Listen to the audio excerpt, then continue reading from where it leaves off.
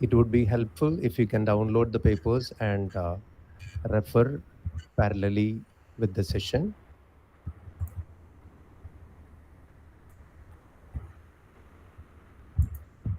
Pleasant good morning to one and all.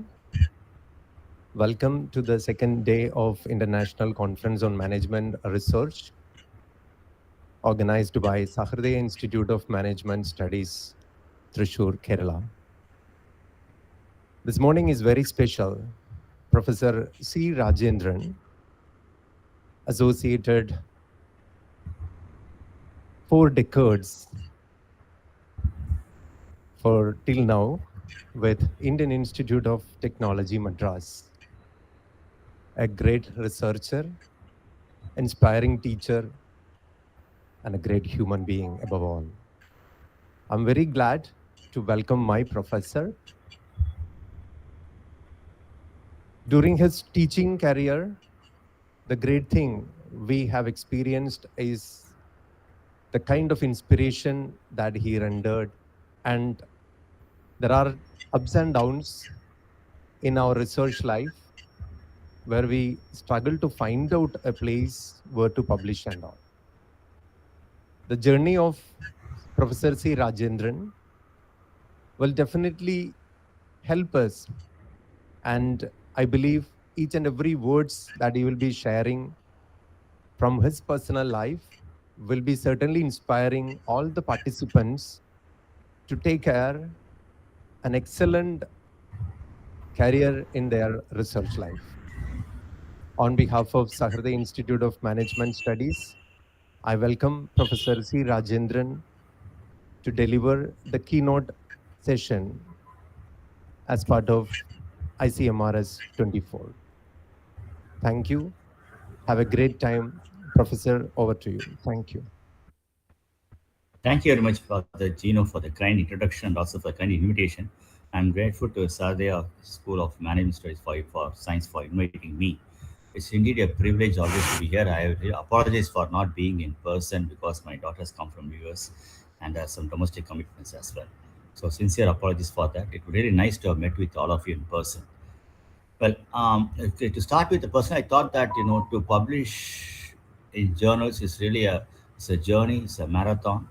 Many times we find that the expectation of journal and the way we present our papers, there's a gap.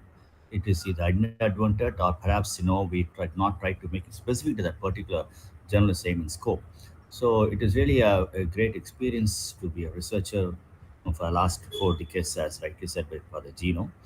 I thought that also quickly shared my experience with you. It's not as though, no, obviously I'm not the benchmark. There are much greater people. I have my former students who are all doing exceedingly well throughout the world. So before them, obviously, I stand nowhere. But nevertheless, I thought let me share my experience because sometimes for personal experience we can talk with greater, let us say, passion and also with greater commitment and involvement than talking in general about work. So let me start. Could you kindly share, please? I don't know. I'm not able to see the share screen. Yeah, thank you. Could you kindly make it? Yeah, kindly share, please? Yeah, thank you. Really. Oh, I'm sorry. I'm not able to see that. Maybe I'm going wrong somewhere. No, Or sir, can we are I? sharing from our side. Okay. It's my sharing. Mm,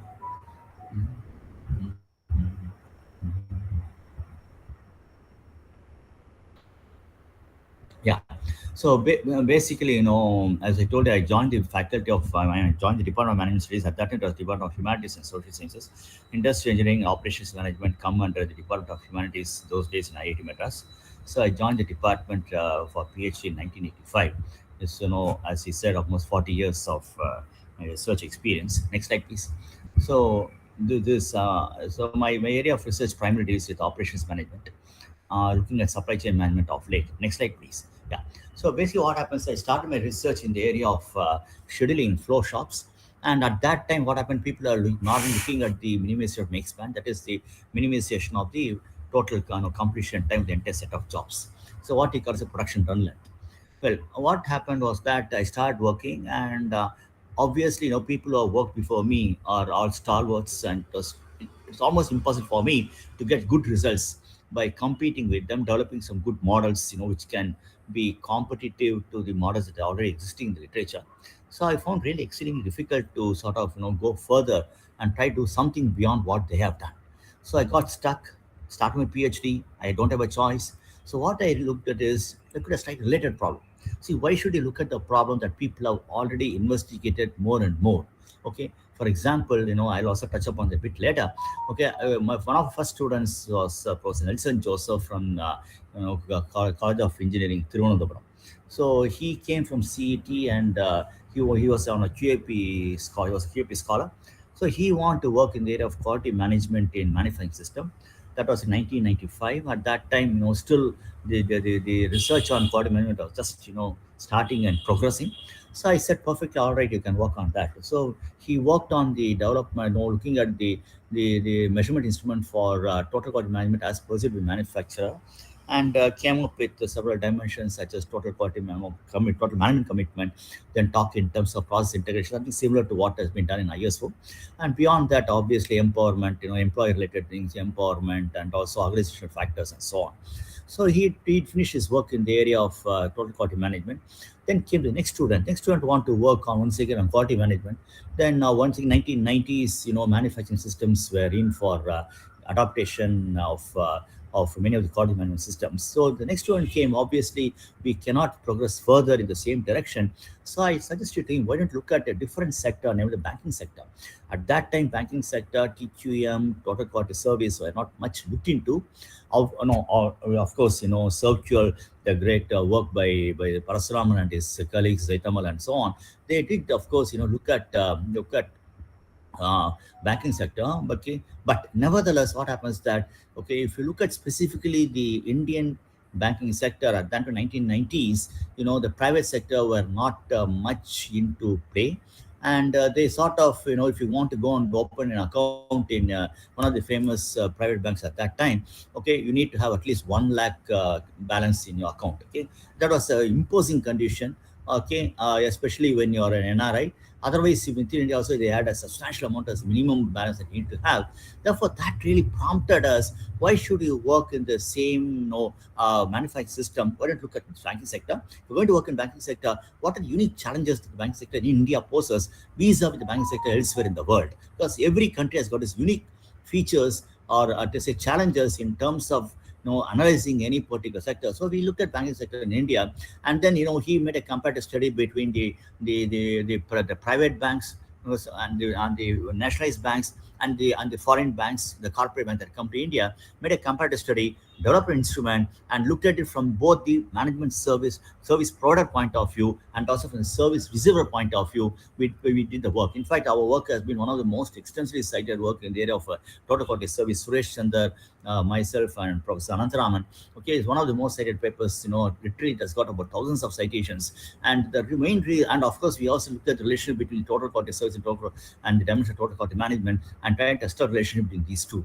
So basically, we went beyond what has been proposed in Circular. Of course, came next SERPERF, but we went beyond that and tried to see what features, what dimensions will be specific to the Indian banking sector. So what I'm trying to say is that, as much as I had problems, roadblock with respect to my doctoral study, looking at the minimization of production run length. Okay, then I moved on to the minimization of inventory related aspects. Just like that, my student also moved away from the manufacturing to banking, and then we found that we can do something that others have not done. So we are basically, what I'm trying to tell you is that, okay, try to look at some of the variants of the basic problem. As I told you before, I moved away to the inventory-related problems. Then I also looked at presence of parallel process. Obviously, nowhere in manufacturing system will have only one single process at every stage. But that was the assumption that was being made at that time. And this prompted us to look at the presence of parallel machines at every stage of manufacturing, and we called it as a parallel process, hybrid flow shop scheduling. And then once again went further. And finally, we also looked at multiple objectives. See, many times what happens is that people always look at one single objective. That is, for example, okay, minimize inventory cost or minimize production cost, or and so on. So we got multiple objectives because objectives are conflicting nature. Typically what happens is that when you go to a traffic signal, if you want to minimize waiting time at one of the lanes, the waiting time on the other lane will obviously increase because cycle time is constant. Therefore, if you keep looking at one single objective and start analyzing your problem, it becomes very difficult for us to solve. Look at multiple objectives so that you can say you can develop a set of what you call a paratoptimal solutions. So these last 2 points were inspired from the real life system, because in real life seldom we have one single process. In real life seldom we have one single objective. Therefore this made us, okay, the inspiration being drawn from real life study. As much as I told, in the banking sector, when we went to interact with the personnel from the banks, we found that there's huge gap between the private sector and the public sector and the foreign banks. So if you interact with, I'm sure that if you interact with real life, that gives inspiration for us. And obviously, we're not going to take this as a case study. We are going to go beyond that. That means the case study will give the inspiration for us to develop the baseline model, take the baseline model, and investigate further theoretically. Because many times when you go and publish, your mere case study may not fetch us a publication. Your theoretical study without some foundation in respect of the practical applications will not fetch us a publication. Therefore, we try to make use of the real life situation or real life case studies to inspire us to go further and then develop the models that you can sell. Now, what happened was that, when I was doing my PhD, my guide was Deepak Chaudhary. He's I mean, is a very tough person, okay, a very highly disciplined person. He said that I need to have two publications out of my thesis and give me a list of publications, list of journals. He said these are journals in which I wanted to publish because they're all highly ranked journals. Of course, starting the topmost journal of animal science, he went down to the Journal of Our Society, a Computation Operations, and so on. So he gave the list of journals which are very, obviously they are Q1. I mean, those days we didn't have Q1, Q2, Q3. But if you if I look back, those journals were proper, top 10 percentile, in terms of the site scores, or impact factor. So he gave me the list and said that I wanted to publish two papers out of these, let us say, 10 journals that I regard as good. This really made me very uncomfortable because publishing in a top journal, okay, is really difficult. Whether those days or these days, those days the number of journals were less, and also the number of pages per journal is also less. Whereas nowadays we have more number of journals. Of course, the competition is so tremendous now. There's no doubt about that, especially with the presence of many countries. For example, China. Okay, it really was a great challenge for us to publish. So at that time, I was really very unhappy with my guide, and I thought of literally cursing him. But what happens that his insistence on quality publication in good quality journals made me such, what you should go through the art, the problem, the journey of PhD in rather very difficult fashion. Okay, it was an ordeal. Okay, but nevertheless, since he insisted, I didn't have a choice. I have to publish, and I did, by God's grace, manage to publish papers, in good journals that he suggested. So what I'm trying to say is that, many times you think that, okay, let me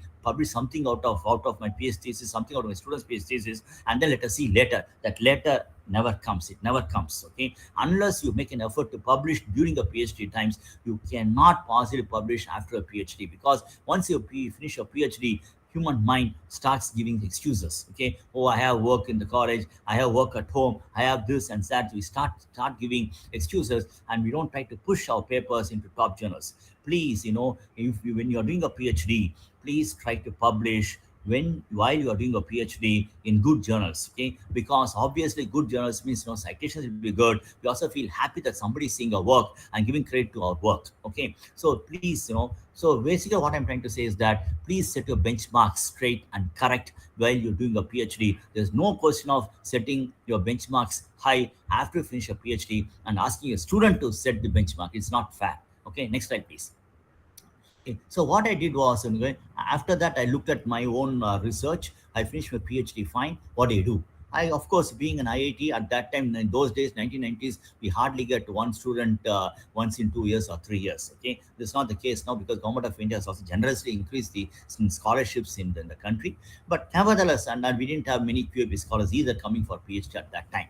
So what happened was that, I was confronted with the problem of carrying out research. The best way is to do my own research. Instead of relying or waiting for students to come, I pursued my own postdoctoral research and looked at the variance of the problem that I've considered in my PhD thesis. So I started looking at with some of the problems that are prevalent in real life. For example, yeah, once your job starts, not wait anywhere in the shop. For example, hot rolling, okay, and also as I told you, multiple objectives involving the customer requirements in terms of tardiness or due date adherence. So start looking at these variants and try to look at publishing papers on my own. See, having single author papers does give you the thrill of doing the work on your own without your guides intervention. Or on your own, if you do a PhD, you understand more the hurdle of doing PhD while doing a single author paper. So what I'm doing then, of course, I was blessed to have good students. Please, when you work with your students, okay, obviously all of us do that, but nevertheless, okay, many times the students may have their own difficulties. People come from different background, okay, so there's no, okay, so we have to accept that God has blessed us with good background, good education, good parents, good teachers, but sometimes many are not blessed with the same level of let us say education level. So we I didn't have a choice but to sit with my students and work. So basically, okay, I could experiment with the PhDs, as I told you, the banking sector. Okay, we tried to move away from manufacturing to banking. After having done that, okay, move on, next slide please.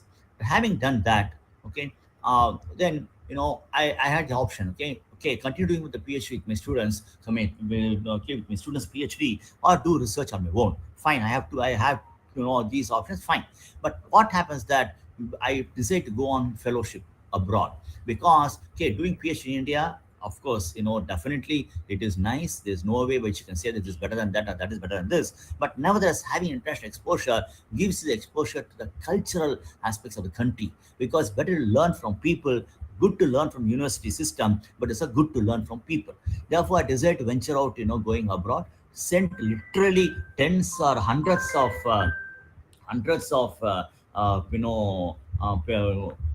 papers, applications, but those days it only sent by post. And what happened was that many times, the funding was not available, or they prefer to have their own country PhD students. So it's really difficult. Then looked at some of these countries where they have some institutions. For example, Japan has JSPS, Japanese Institute of Promotion of Science, and also I think there's STA, something is there. If you look at Canada, they have the Sastri Foundation is there, where they try to fund the students. And United States, if you are employed, if you are academic, then they give Fulbright fellowship. And in Germany, we have Deutsche Akademische Austauschdienst, which means that German exchange academic exchange service. In fact, to me, German academic exchange service is one of the best in the world, giving generous support to people to go to Germany to spend anywhere from as few as few two weeks to 3 weeks up to 1 year. So very nice of the German academic exchange service to give scholarships.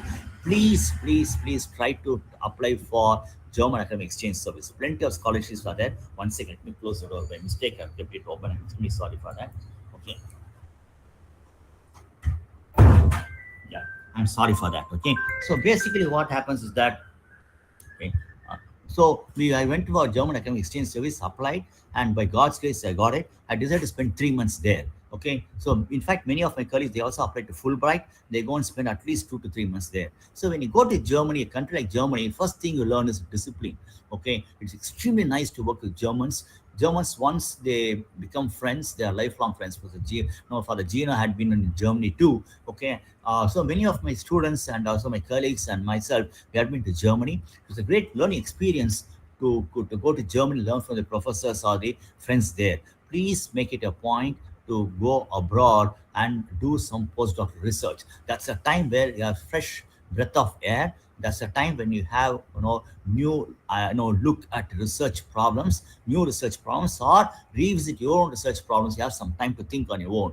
Please, likewise, there's also something called Alexander von Humboldt Research Fellowship, one of the most prestigious fellowships in the world. Why it called prestigious is that all the Humboldt fellows on there and the family members will be invited by the president of Germany for a reception at his official residence for about an hour. Okay, we so spend time with the German president, and also we also are taken to different universities in the neighborhood of the annual meet, and then visit universities, get to know what is happening there. And more than anything else, it is lifelong.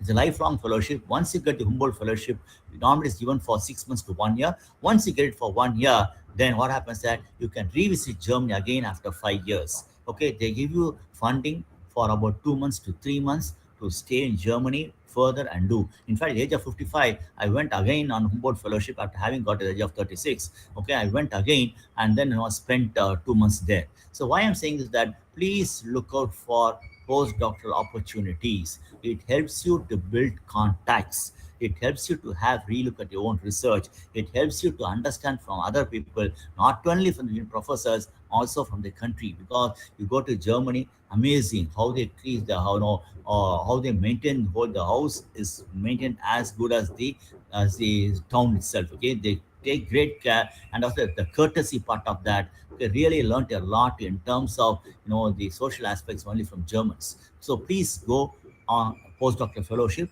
and please learn. Okay, both academically as well as socially from the people there. It's a good learning experience because our country has got great things to offer, no doubt about that. But other countries too have something to offer. Please learn from them. Next slide, please.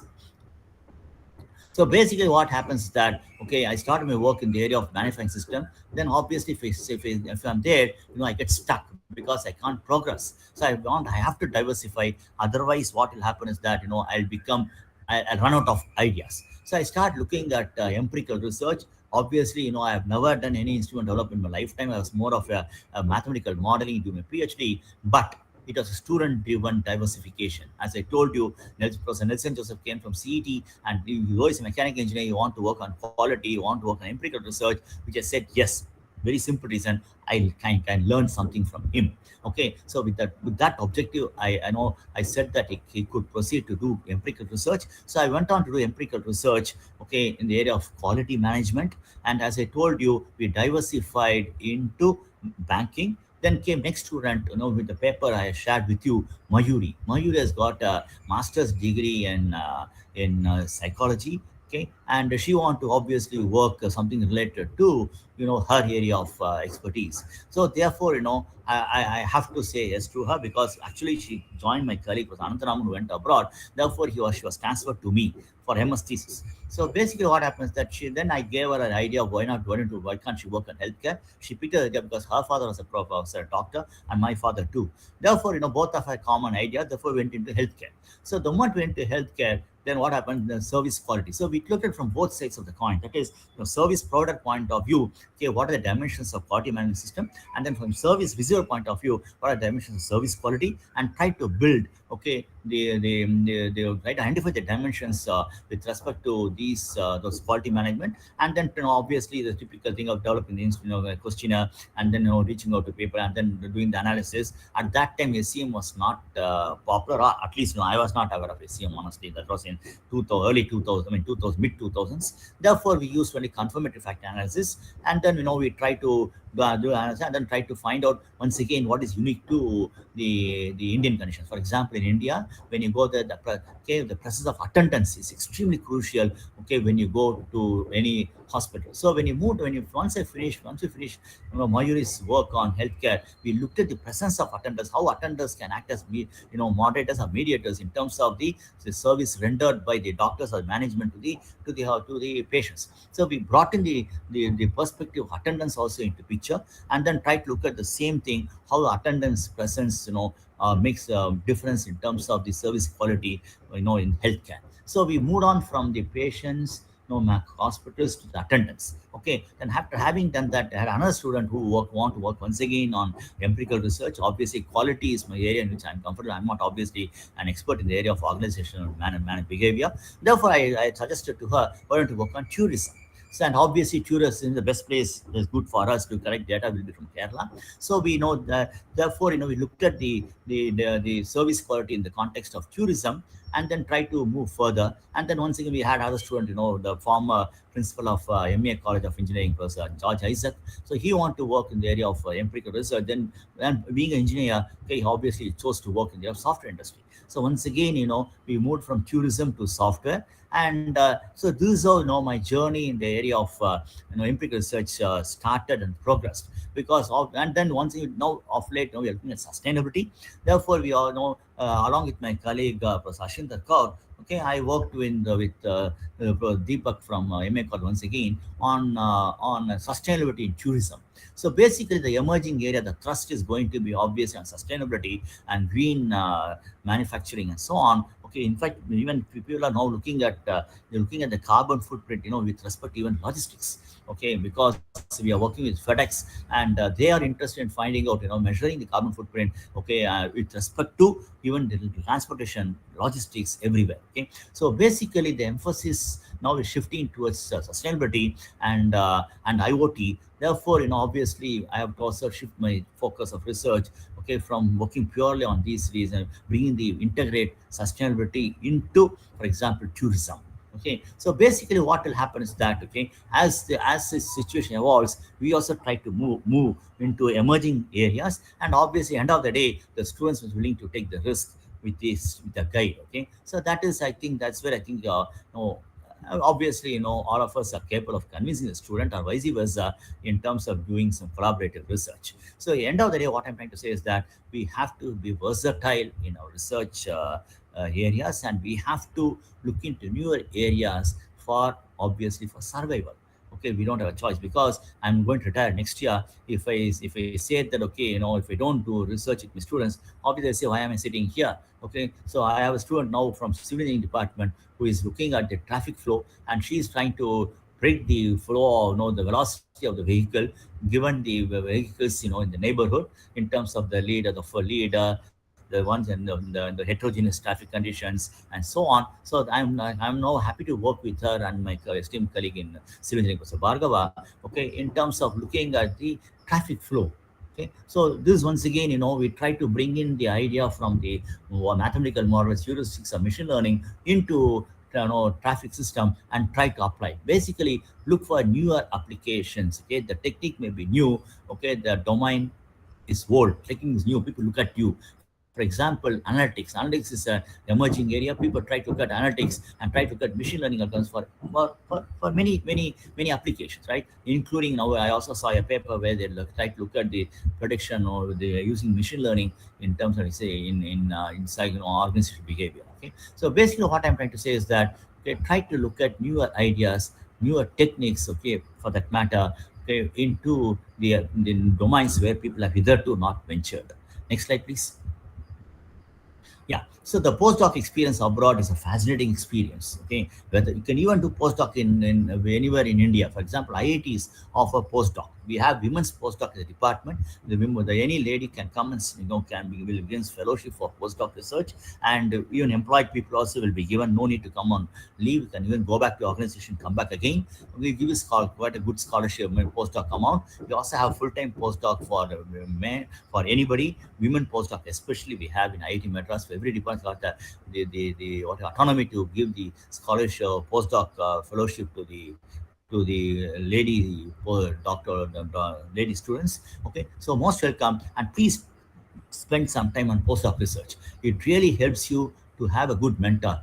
In postdoc, there's no question of being a guide being there. It's only a mentor. The mentor will help you, will sort of have a new look at your research. That's all. Obviously the ideas are not binding on you, but it's only suggesting. So it's nice to have a good mentor who can give you unlimited freedom and do, because many times, many of the sponsoring agencies, they just want a report. Okay, I have spent this time, and this is what I have done. But if you publish a paper, they're all the more happy, because you can reapply for the fellowship again, as I told you before. And also it helps you to have new collaborators. That is the most important thing, because when I went to Germany, I had new collaborators, Dr. As I told you, Professor Leisten, Professor Rainer Leisten, Dr. Oliver Holdhouse, with whom I can work. So basically, the postdoc opportunities, okay, help you to have newer collaborators, to work with. Okay, and please, try to have collaborate as many people as possible, because I am a student, the Ganesh Janagiraman. He says that he collaborates with his colleague, Professor Milind, okay, that he knows how to respond to referees' comments. Many times, we send the paper, okay, we don't know how to orient the paper towards that particular journal. We get a paper rejected by a journal, send another paper, another journal. No, we should try to rework on the paper, try to match, at least in introduction, abstract, and conclusion, try to give an impression that the paper is most suited to the journal to where you submit. Okay, try to see the text may not, obviously, you can't have the research oriented of one particular journal. It's generic. But at least the introduction part of it, the conclusion part of the abstract part of it, it appears that the paper is oriented, matches well with the journal which you target. Okay, next slide, please. Okay. So as I told you, working with with Germans is an amazing experience. I'm sure that working with Americans and also with Japanese also be equally rewarding. But my bias obviously towards Europe, a nice continent, absolutely safe. Okay, and very nice. And you can go to any part. Thanks to Schengen visa, you can visit many universities in the Schengen states. So it's better to go abroad, spend. I know that many of you have family commitments. My family sacrificed, for my sake, because I spent more than 3 years, the last 30 years, in Germany. But end of the day, little bit of sacrifice is there, obviously, from the family. But please, try to get out of your place and go either abroad or within India. Go to a different state. Okay, rather than doing, in the same state, go to different state, learn from different people. Okay, and nice to have an applied research. The applied research extremely important, because many times people ask for motivation, or what is the, or what drives this research. Okay, that's must. And also, of course, end of the day, it matters a lot where you work. Okay, next slide, please. Because the support from the organization extremely important for us to carry out research. Undoubtedly, I know, by God, I'm blessed to be in IIT. We have considered all great directors. Once I still remember, I applied for Humboldt Fellowship. I went next year, again I applied and got it. And obviously, because of government rules, I cannot go on leave within a year of return. Okay, so what happened is that I didn't bother. I just applied. I thought, let me see. But I was sitting at home at 10 o'clock in the morning. I got a call. Those days, 2000, there's no mobile. Okay, I got a call in my landline, saying that director wants to speak to you. It was 10 o'clock in the morning. I was sitting at home. Director is in the office. Then it was MS Saman took them. Was there on the other end of the line. He told me, Rajendran, your leave is granted. You can proceed. Where am I? I'm after all a small professor in a small department. He's the director of the institute, known worldwide. But still, he made a point to make me feel that institute gives importance to research. That single phone call is enough. Lifelong, I will remember for one thing. That is, IIT Madras has great trust in the faculty members. It's my duty, obligation to live up to the expectation of the institute. So many times, the people at the top management matter a lot. They convey a lot of things more than the financial support. Such acts small from their point of view, big from my point of view. Such acts make a big impact. That it is a research-driven institute. I should perform, okay, to the level that institute expects. So please, when you become the senior members of the faculty, okay, please ensure that you encourage your juniors. Okay, and no matter what failures they encounter, please encounter. That's an, and again, as I told you, research students, no question of sleep. Even the midnight also many times. Okay, we also have interaction in the midnight, because research is 24/7. Okay, even when you drive, you have to talk. I mean, you don't have a choice. Okay, we have to think of research if you want to really come to that level. Okay, of course, we have our own family commitments. There's no doubt about that. But end of the day, the child learns from the parents. Okay, I have been really, I mean, totally into research. I have not spent much time on my daughter. Okay, for my daughter. Okay, but now she after finishing her my bachelor's, I pursued to go for PhD. Okay, which she accepted. She went to Penn State, did a PhD. Now she's a faculty of the university. Okay, so end of the day, what happens that your children look at you as a role model. If you're really very good in your profession, teaching profession, no escape from research. If you're really very good in research, your children look up at you and take you as a role model. If you're really a good academic, the children like to become good academic. Of course, for me, academics is everything. My father's a professor, I'm a professor, my grandfather's a professor, my grandmother, okay, and also my wife is a professor, whole family is a professor. So my daughter, what I'm trying to say is that if you are good, okay, in your profession, especially in research and teaching, your children will learn from you how committed you should be, and as much as your students too. Okay, and then, okay, next slide, please. Okay, next slide, please. Yeah. So end of the day, what happens that, okay, we have we have to give back to society. The giving back to society can be in terms of, let us say, reaching out to people, reaching out to your own students, because your students will people judge you on the basis of students, on basis of your students. You get students of different background. Okay, but end of the day, when your students come up in life, you feel happy. Teaching profession, the only profession where the people are happy if the students come up. Whereas go to any organization where everybody wants to become CEO, CTO, COO, CXO, correct? But in teaching profession, we are the people who stay where we are, but we want our students to go beyond us. Okay, our students can become, let us say, administrative officers. Our students may become professors. Our students may become, good leaders in industry. We feel happy when they do. We never feel jealous. We are like ladders, okay, who make people go up. Okay, so when we are in the noble profession, okay, only way we can inspire students is obviously making ourselves excellent in our work. Okay, because end of the day, I can't go and tell my students do well in research when I don't perform well in research. So I have to do sustained efforts to stay up to date research, because this is the age of ML and AI. Okay, it's going to be a big challenge for us. It's going to be a big challenge for, especially for anything, everything my students want to use ML. Okay, I say no. Okay, ML is good, but the problem is that you should also be good in terms of your own domain.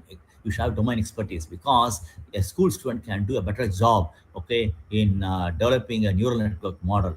Okay, but a school student cannot do a better job in terms of developing an operations research model. Okay, so we need to be versatile in terms of being good in statistics, being good in optimization, being good in simulation, being good in machine learning. Okay, I always tell my students that be proficient in more than one field. Otherwise, you'll become dispensable. Somebody will be better than you, especially ML techniques. I just cannot match the students from computer science. I just cannot match students, even school students will be better than me. Okay, given that, only way for me is to stay indispensable, is to have versatility in my expertise, versatility in my research publications. Then way I can stay back. And once come up to the level, give back to the society. Make your students, encourage students to go for higher studies. I always tell my students, if you want to go higher studies, please come to me. I can help you to go abroad. I can help you do higher studies in India. Please take a upgrade. I can tell you where to go for PhD, where to go for postdoc. Okay. Okay, so it's nice to give back to the society, and obviously nice to give back to the underprivileged in the society, because for the Genos he has got he has two hats. He's a professor, as well as in an institution that's committed to societal service. So please look out for time to give back to society, and then by doing by reaching out to the socially underprivileged persons. Okay, next slide, please.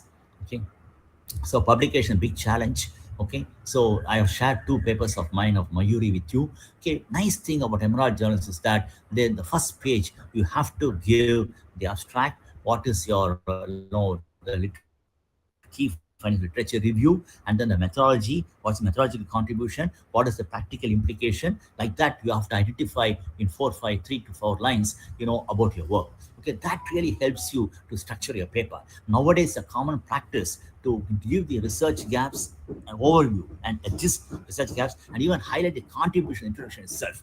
In my days, we never talk about contributions until the results are done, obtained, right? We reserve it, the contributions, towards the end, because unless I do the work, how will I know that I've contributed to literature? But nowadays, a different style altogether. Correct. So nowadays, what happens that the first introduction itself, you say what are the key content of the paper as follows: 1, 2, 3, 4. Okay.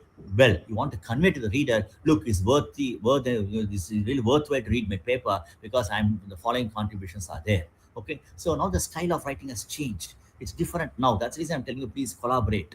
Okay, it's good for you to collaborate. Okay, I suppose, okay, because different countries, different people, different style, or institutions have their own style of writing. Please collaborate with people. Then then only can do good publication, and make in end of the day, make a comparative study. Say where you pursue your work in the literature. So initially, when you start with talk about literature review, then you got to talk about research gaps, then you give the hypothesis or the research objectives, and then you give the methodology, you take up the study, you do that, and see how you fulfill the research objectives, and so on. But many times what happens, I found in the papers that I reviewed, people have literature review. After literature, they forget what people have done. They just present only their work and their findings and get away. No, at the end of the paper, you have to make a revisit to literature and say that, look, my findings are these: 1, 2, 3, 4. The existing papers have done this. Therefore, this is the way I've contributed in comparison to the existing literature. If you look at the paper that I've sent to you with, I mean, just a sample, it's a good old sample of almost I agree the 15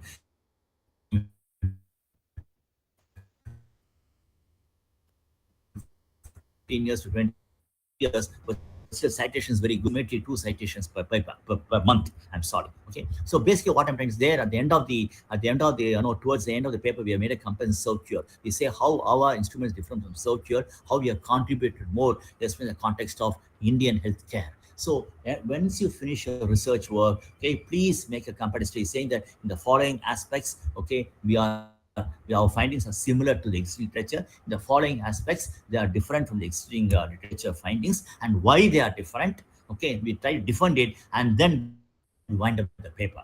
So please, ensure that the literature review is revisited after the findings are obtained and then discussed in detail, and then give the practical implications and theoretical implications, okay, in summarize, and then wind up the paper. Okay, so that's what I will recommend to you. Okay, and please, choose the nowadays, as I told you, everything for ML. Okay, deep learning, deep casting, everything is deep. Okay, and also if you talk, so you don't have a choice. Okay, so basically, okay, you can also look at we try to now integrate ML with OR models so that we stay, okay, because the world is different. Okay, we have to move along with the way. We don't have a choice. At the same time, should not forget what our domain expertise, where our roots are. Try to match them, then we will win. Otherwise, we'll become outdated. Next slide, please. Okay. So basically, choice of the journal. Okay. So what happens that, okay, I publish about approximately 180 journal papers, but I must have received at least 600 to 800 rejections. Even now, I got a message that my paper was rejected. Okay, I'm not exaggerating; it's a fact. Just we submit a paper, got rejected. I have to see the comments. Please let us respect the comments of the referees. They may be biased, okay, or they may be superficial. They may have a former template of saying that the paper does not match the scope of the journal. Agreed, everything agreed. But there's something that the referee comments give back to us. Please try to rework on the paper and then improve on that and then give. Presentation, packaging is more than 50% contributor to your paper. Your paper may be very good, content may be good. Because of poor English, the paper gets rejected. Okay, because of poor build-up of the paper, presentation, the paper gets rejected. The idea is good, packaging is bad. Idea is small, packaging is excellent, papers get published. No doubt about that. Just like very well, election is just over. Okay, we know what happened, right? So basically, end of the day, what happens is that the way you present makes a big impact than what you have with you. Please understand that packaging is extremely important. Okay, now many times people ask the question, okay, oh, I have got in ABDC, I have got in Q1. Agreed, very good. But I will rather say that please understand nothing called Q1 paper or ABDC paper. Please understand, you decide the merit of your paper. Whether I always say that whether submit the paper to edited book or whether I send it to a high ranked journal, I make no discrimination. I give the best of my efforts into the paper. Tomorrow, if somebody sees my paper and say, this paper bad, I don't want to see this paper. Next time, what you say, any paper Rajan is bad. That's the next statement will come. So why I'm saying is that please give the best of your effort. As long as you give the best of your effort in your paper, don't worry where it get published. Please never ever derate yourself by thinking that I published in a C category ABDC journal. No. Never ever say that I published in a Q4, Q3 journal. No. Be proud of the paper as long as given your best. Obviously, if everybody published in Q1, who's going to publish in Q2, Q3, Q4? The world should be balanced. This normal distribution must be followed, right? So all of us go to one end of the tail, then who is going to the other end of the tail? Somebody has to be there. No problem. In fact, I can say that out of my 180 papers, nearly I could say not more than 50 will be, what you say, really top ranked journals, Okay. So remaining 50, from the end, obviously, maybe Q3. I don't care. As far as I am concerned, I have published a paper, given the best of my effort. Please see that your paper is published. Whether it's Q4, edited book, doesn't matter. It gives you a feeling of satisfaction that I have done my work, I got my paper published. This drives you further towards Q1. If you give up by not publishing a paper, then you won't take up the next paper for publication. Please sustain that. Okay, even the last day of your profession, please sustain to publish. So what I'm trying to say is that the great Sachin Tendulkar, such a big man, he goes for leg bye. He goes for singles. He sixer. Everything he does. So he himself has got such a genius, has got a variation. He accepts singles. He accepts sixer. Why can't I accept Q1? Why can't I accept Q4? Nothing wrong in it, as long as you make an effort. See that every paper of yours and the student is published. Okay, and give the best of your effort by publishing. Okay, best of, don't say that, so Q4 this effort is enough. No, that's not correct in my opinion. I try to give the best of effort in every paper I publish. Therefore, I'm happy with what I have published. I feel happy and proud with what I have done. Others should not judge me, that be pathetic, that will last, that the day which I'll regret in my life because I'll lose my peace of mind. Next slide, please. Okay, journal choice, as I told you, please start with high rank journals, come down. Don't say that my paper is not up to that level. No, God's ways are strange. I have seen the best journals having bad referees. 2 lines, 3 lines come and rejection has come to me. I'm not exaggerating. Okay, top journal, 3 lines. I feel bad. I have spent so much effort in writing the paper. You give 3 lines of rejection. No, it's very bad. I don't like it. But why I'm saying is that accept it. It's a matter of luck. Okay, other paper must have gone to journal papers, okay, because we referees have the pressure. Oh, please send the report within 1 month or 1 week. We tend to write something and get out. Okay, so please understand that. Start from the top, please go down. Whether you are, this good African saying, it says that whether you are a lion or a deer, you have to keep running. The lion should run faster than the slowest deer, otherwise it's starved to death. And a deer must run faster than the fastest lion, otherwise it will be killed. So whether you're a lion or a deer, you have to keep publishing. You don't have a choice. Okay, next slide, please. Okay, have industry collaboration. It gives really strength to your work. Okay, you get some ideas from industry which you can pick up and go further. As I told you, banking sector, meeting people gave me the idea to develop new dimensions with respect to Indian healthcare. Next slide, please. And analytics know that. So my request, as I told you, please diversify, please collaborate, please look at in real life cases, give you anything, and please never ever give up to publish and give back. Okay, when you do good to us, to people, the good automatically comes to us without asking. That's a law of nature, right? Okay, just like a ball, right? The course of restitution may be big or small, doesn't matter, but it comes back to you. So do good things. I'm sure it will come back, and enjoy your research. It's a 24/7. There's no question of saying that, that you have family. I agree. I'm not disputing that. Okay, but there's always time. We have time. Many of us, at least I can say that I spend a lot of time looking at news in Google or YouTube. Okay, we have time in this world. Please, we can't give an excuse that we don't have time. We have time, but spend that time towards excellence in research, excellence to the best of your ability. Excellence not measured by will be pathetic. Okay, and wish you all the best. I hope I conveyed something. I have shared 2 of my papers with Professor, with Father Gino. Okay, just good old papers, but still I like built up the paper and so on. Okay, and definitely Emerald journals may not have impact factor, but they have very good site score. It's nice to publish Emerald journals. Okay, and okay, it's always nice to publish, whether it's edited book or any journal. Thank you very much for the opportunity, and I know I'm sorry that I couldn't come in person. Thank you for the Gino. Thank you, CR sir. Now, may I invite the Director of Sahrdaya Institute of Management Studies, Dr. Dhanya Alex, to moderate the question answer session and thank the resource person, Professor C. Rajendran. So the floor is open for question answer session. We are extremely thankful to most respected C. Rajendran sir. If we take the life cycle of an institute, ours this is still in a neonatal phase, very young institution, and a veteran, experienced person like Dr. C. Rajendran, veteran academician and researcher, agreeing to be a part of the small conference. Our first attempt to do it at an international level is we are obliged, we are grateful, sir. Thank you so much. Now, from the audience, if you have any questions, could you please come forward? Ma'am, thank you so much, sir. Ma'am, I have 3 questions to ask to Professor Rajan. Thank you so much for your presentation, sir. My first question is how to collaborate with industry, how to contact. My second question is how to collaborate with academicians. Whenever I approached somebody, nobody rejected, but ultimately I didn't get any scope to collaborate with anybody. Third question is I have publications in Elsevier Springer, the Taylor Francis Journal, and IEEE conferences, but I have never published in IEEE journals. especially the management, semi-technical management journals like engineering management, artificial transactional engineering management.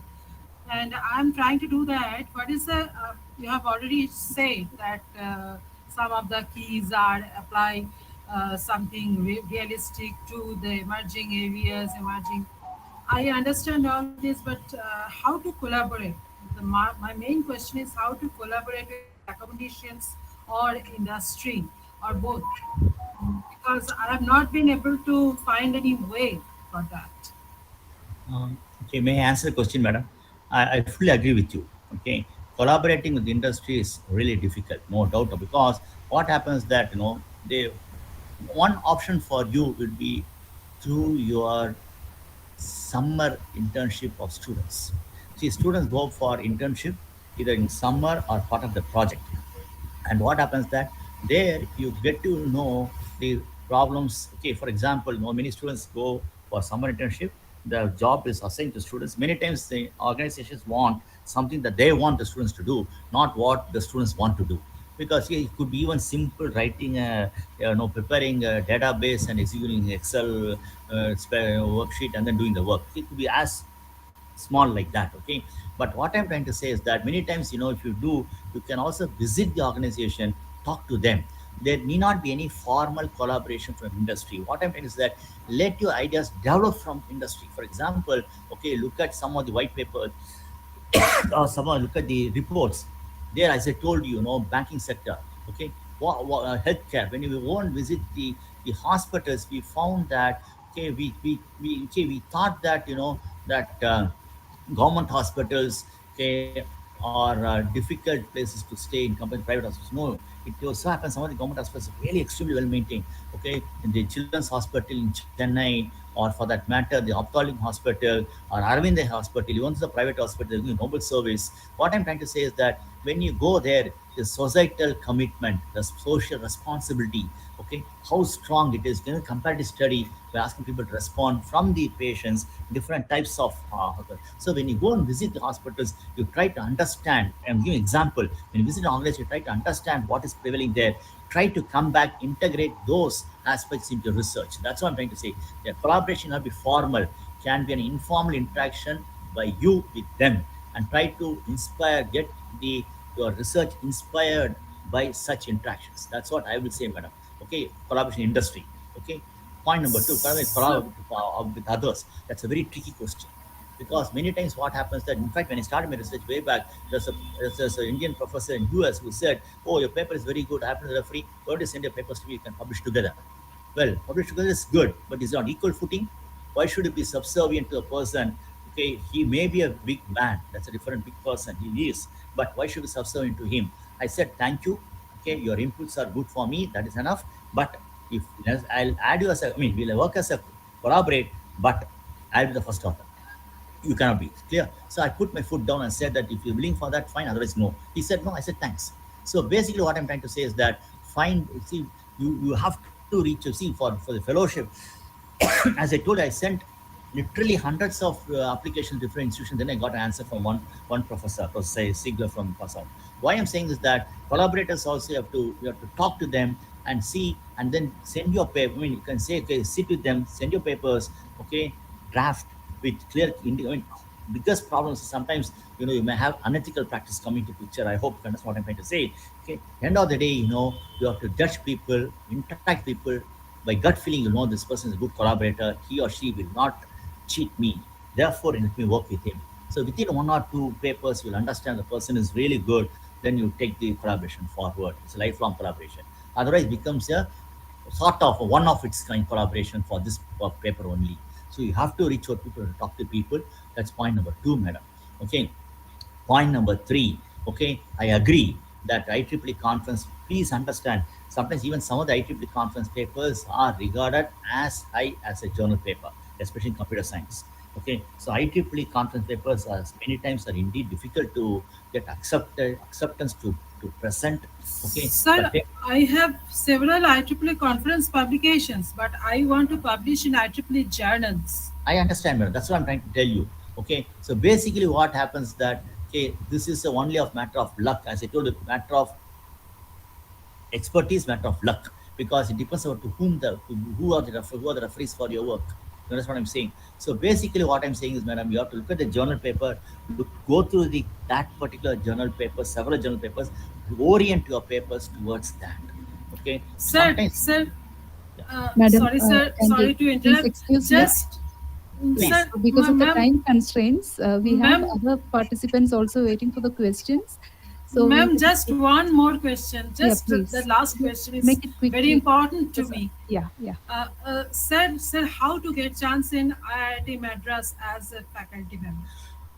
Madam, point number one, okay, as a lady, you get the relaxation up to age of 40, I think, if I'm right, okay, for entry level. Point number two, we go on the basis of primarily the publications, the site score or the impact factor of the journal, and then we invite you for the depends on the vacancy that you have. We may have, we look for, see, we have already a set of expertise in my area. We look out for in our area, so we look out for expertise of people who come to fill up the gap that we feel.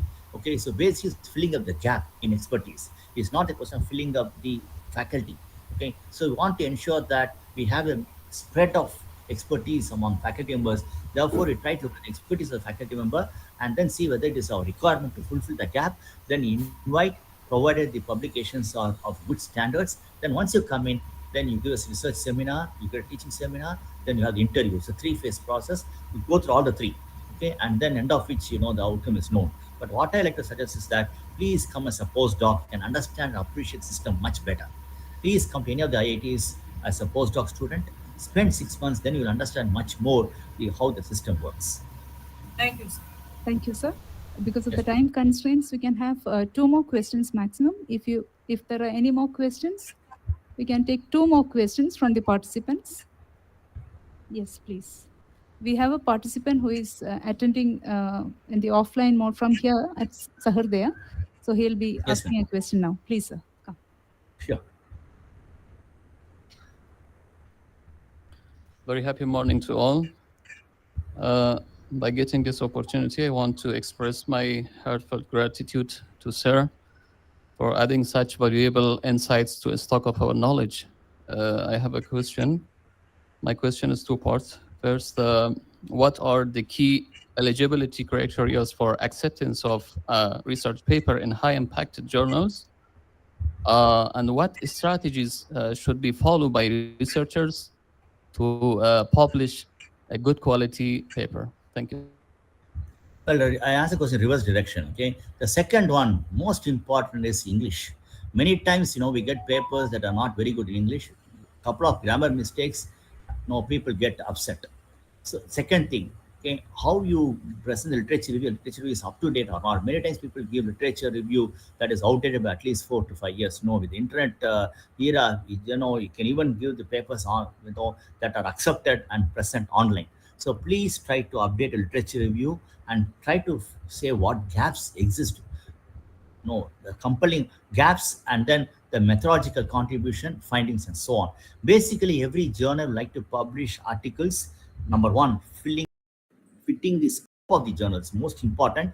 Second, whether the paper adds value to the journal, because there could be similar articles published, there's no great value addition of this particular paper to the journal. They may feel that way. Okay, so you have to say how this paper contributes a body of knowledge. Okay, not only in terms of the literature gap, also in terms of, let us say, reaching out to giving more practical and real life implications. So every journal wants to ensure that there's a spectrum. They don't want to add too many papers in the same areas in which papers have already been published. And then, of course, they also see whether papers that get published or cited or not. End of the day, everybody in this world is worried about survival. We have QS rank of academics, we have H index for journals, we have H index for researchers, we have once again impact factor for journals. They want to ensure that the visibility of the journal goes up. For that, they want to see whether the paper is not only enlarging the reachability of this journal to others, also filling up the gap across different journals. So everybody wants to move up the ladder, right? And it's difficult to sustain the top, even the top journals want to remain there. So they want to ensure that the paper that you send okay, adds value to that particular journal by filling up the gap, not adding more to what is being published, and also something that that will be seen by other journals, other peers also will see the paper and try to go forward. They will look at the H index of journal is number of times this particular journal papers have been cited by others. Okay, so H index has to go up. Only way make it appeal. Okay, so please ensure that you sell the paper, and most of the times it becomes mere packaging or marketing your paper more than your content. It is a fact, but that is just an art. Unfortunately, that's the order of the day. We have to accept it and proceed. Thank you, sir. We can have one more question.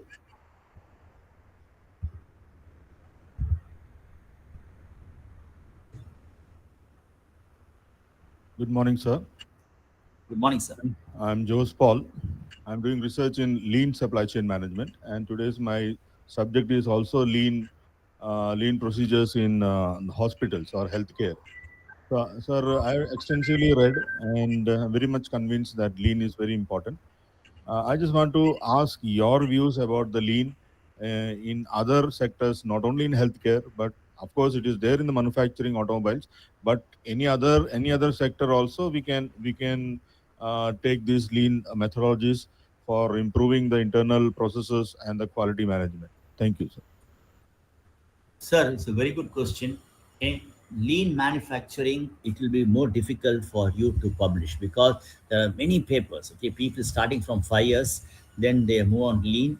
Now it is quality 4.0, industry 4.0, quality 4.0. There's also a talk about, in fact, we are writing a paper on service 4.0. Okay, my Suresh Chandra, my student and I now working on a paper called Service 4.0, which we hope will get soon published in the Encyclopedia of Operations Management. So basically what I'm trying to say is that, okay, the concept is good, but move further.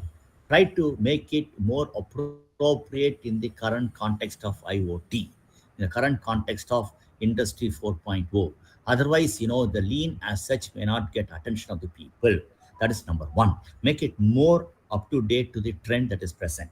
Number two, bring in sustainability aspects into lean. Okay. Number three, look at other sectors. As I told you, like I looked at health sector, right? I told you I looked at tourism. Please look at logistics sector. How you can bring in lean principles in sustainable logistics. Okay, as I told you, FedEx, DHL. Everybody is looking at the sustainability and carbon footprint in logistics. So please take these lean principles into areas, sectors that people have hitherto not matured. So please look at that. Please don't look at manufacturing. Look at allied sectors like logistics or other supply chain or healthcare, and bring in the focus of Industry 4.0. Then your research will get good attention. That's my feeling, sir. Thank you I so hope I much. answered your question, sir. Yeah, thank you, sir. Thank you so much. So due to time constraints, we have to wind up the question answer session. I'm sure that all the participants will be eagerly waiting with a lot of questions, but it's time for the next track. So let me just complete my duty of rendering vote of thanks to Dr. C. Rajendran, sir. As I told you earlier, ours is a very young institution, and this is our first attempt to do a conference at the global level. And so was so kind enough to associate with us as a co-chair. And it is through his relationship with our executive director, Dr. Father Jino Joni Malakaran, who did his PhD from IIT Madras. We are indeed grateful to you, sir, and the entire ICMRS team, ICMRS 2024 team.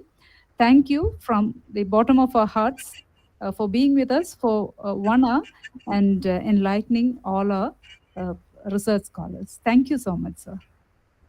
Thank you, madam, for the invitation. Thank you. Thank you for the Gino, and my apologies for joining a bit late. Very sorry for that. Yeah, we look forward to have you in person on our campus soon, sir. Thank you. Yeah, I've come once, madam. I know how beautiful the campus is, Yeah. and especially I was impressed with the meditation prayer hall. Amazing. Thank you, madam. Thank you, sir. Thank you. Thank you. Thank you, Thank you sir. for the Thank you Gino. very much. Yeah. Thank you. Thank you. Thank you. So we'll Good day. wind up. Yeah, good day, sir. So we'll wind up the keynote session now, and we'll move on to the offline paper presentations here. Tea is already arranged. Those who would like to have a cup of tea can move to the examination hall and have that. Others who are here as the